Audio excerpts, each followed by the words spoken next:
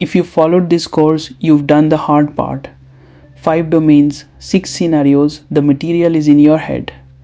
But the exam isn't only a test of what you know, it's a test of how you take a test under a clock with one attempt. That last gap is exam craft and it's very closable. 3 things close it: reading how the wrong answers are built, budgeting your time, and not booking until a practice score says you are ready.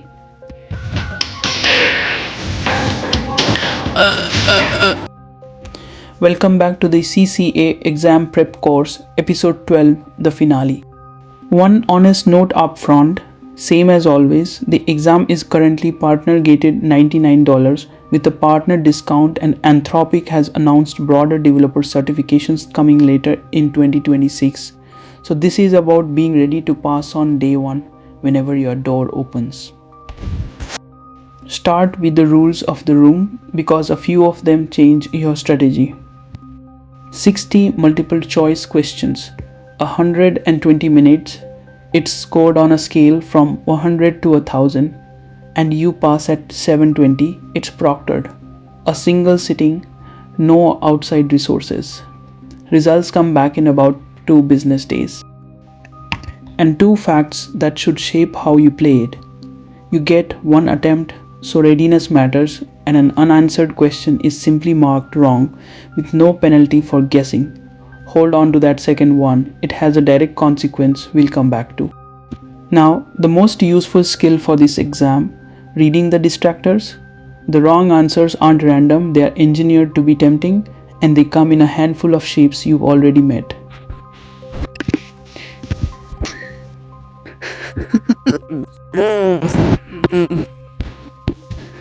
There's the one that puts a hard rule in a prompt when it needed a guarantee in code.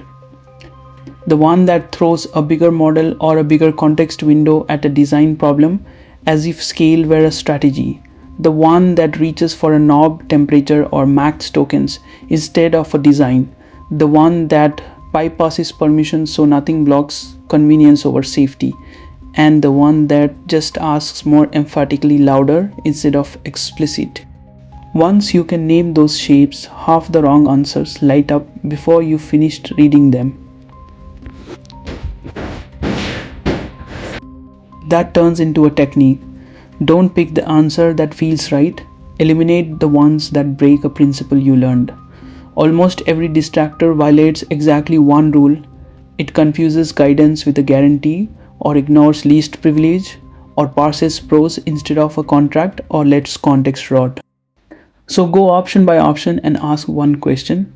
Which principle does this break? 3 of the 4 will break one. The one that breaks none is your answer. You are not recalling trivia.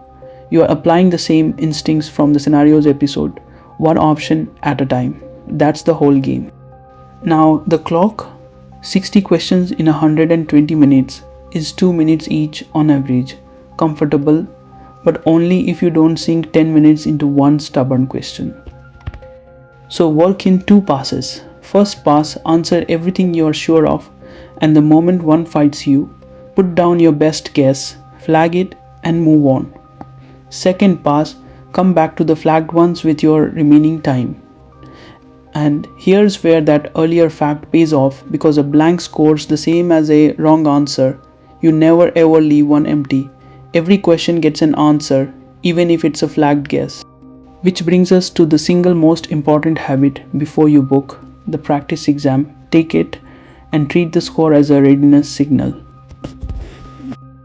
The pass line is 720, but your target on the practice test is over 900, not 720. Why the gap? Because you have one attempt and a real exam is always a little harder than practice nerves, the clock, unfamiliar phrasing. A practice score hovering around the pass line means you're not ready yet. It means go back to the domain where you're losing points, aim for 900 in practice, and 720 on the day takes care of itself. On the day itself, a few small things keep you out of your own way. It's proctored, so set up a quiet room and have your ID ready before you start. When a question loads, read the scenario before you read the options. Decide what good looks like first. Then go find it, run your 2 passes. answer every single question. And the mindset, you've already seen all 6 scenario shapes and every principle they test. Nothing in that room is new. Calm operator, not anxious guesser. That's the posture that passes.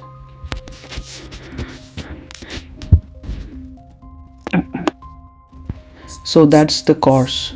Pull the whole thing into one breath. The 5 domains, the agentic loop and orchestration, tool design and MCP, configuring Claude code and its workflows, prompt engineering and structured output, and context management and reliability. The instinct underneath all of them, ask what scope and whether it's guidance or a guarantee, default to least privilege, make the model fill a contract you validate, and manage context while engineering for failure.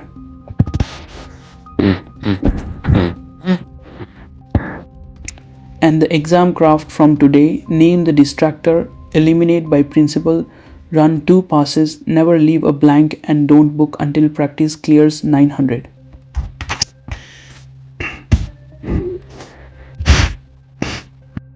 That's everything you need. This was a free course because the best version of this material shouldn't sit behind a paywall.